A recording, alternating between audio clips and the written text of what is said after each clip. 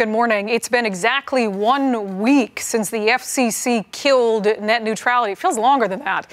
That's the rule that tried to provide a fair playing field for everyone using the internet. Here in Washington, Governor Jay Inslee, some lawmakers, and the Attorney General have vowed to fight the FCC decision, in part by taking matters into their own hands. So joining us this morning is Senator Reuven Carlisle, a Democrat. He's also the incoming chair of the Senate Energy, Environment, and Technology Committee. The perfect person to have in the seat talking about that this morning. Thank you for being with us. The world hasn't ended.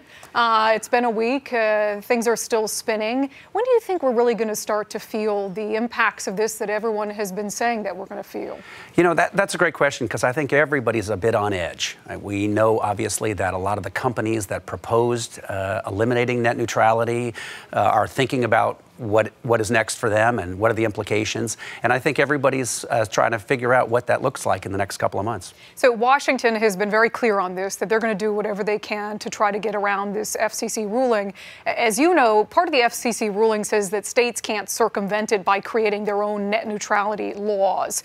So what are you guys going to do, or what can you legally do to try to provide some of those protections to customers or ensure some of those things that doesn't run afoul of the FCC decision? Yeah, well, you know, first of all, net neutrality is not some nameless, faceless, bureaucratic move in Washington, D.C. This is really core and sort of structural to our entire democracy, our entire system of government, and our commercial enterprises. You know, what website you visit shouldn't have anything to do with how fast the internet is to get there. They shouldn't be able to control that. So this is really a critical battle between the federal government and the constitutional authority of the federal government and the state government. And so there is a very clear indication on some level that the federal government has constitutional authority over interstate commerce. The problem is that the states have control historically over consumer rights. So if these big companies throttle your access to the internet because you visit a certain website, that's a consumer right issue just as much as an interstate commerce issue. So it's not cut and dry as it may seem to some of the big fancy DC lawyers. So give an example of some of the things that you could do that are in your power to do here at the state level. Sure. Well, assuming equal open access to the internet from a consumer point of view is a basic right to ensure that consumer protection is equal. So if you shop on Amazon versus eBay versus Target or any other commercial site, you ought to have assurances that that equal open access to those particular websites are not controlled by the internet service providers and those companies that are controlling access to the internet itself. So there's consumer protections that I think the state has an incredibly important interest in. There's also another issue at play, which is the state of Washington, as you can imagine, purchases hundreds of millions of dollars of services, state employees, city employees, port employees. People talk on the cell phone. We buy internet access every day in terms of the taxpayer. So maybe there's a very real question on the table that consumer rights and taxpayer rights come together. As we had mentioned, you're the incoming chair of the Senate Energy, Environment, and Technology Committee. You're a Democrat, but there are Republicans on that committee, certainly.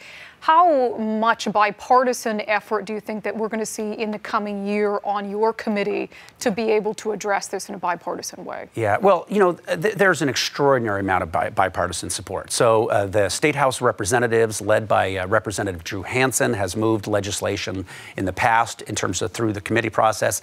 There's a lot of momentum in the Senate side as well, on our side.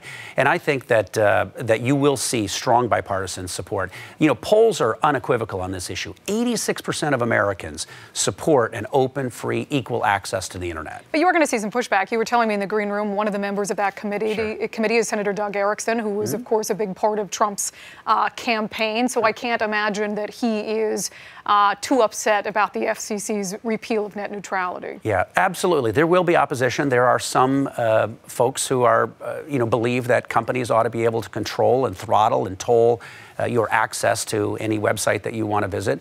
And there are folks of us who believe that it ought to be open and free and equal. So there's no question it won't be unanimous, but I do think it'll be strong and bipartisan. So in the background of all of this, Attorney General Bob Ferguson, he's been very litigious this year. He's filed an awful lot of lawsuits, something that we're going to hear from him about tomorrow. I have an interview with him that we're airing. He said the state is taking legal action over this. So do you kind of wait to see if that legal action is successful, or are you guys going to get moving on some of those things just in case it's not? I mean, what's the course of action for you? Sure. Well, there's no question that it's all hands on deck. I think the governor's been a strong leader on this. The attorney general, as you said, has been a strong leader. There are constitutional questions, and I think it's fair for the attorney general to explore those. But for those of us at the state level, we have a fundamental right to control how the taxpayers' dollars are spent. So looking at that question of basically saying that we're only going to purchase his services, whether it's cell phone or internet access or all kinds of other broadband services on behalf of the taxpayer, from companies that embrace the principles of net neutrality. So we have it within our right to control consumer choice through that channel. We also have the State Utility Transportation Commission, which is sort of the regulatory body that can make decisions about pole attachments. So when you drive down the street and you see those telephone poles, today a lot of the access from companies on those poles are access to the internet.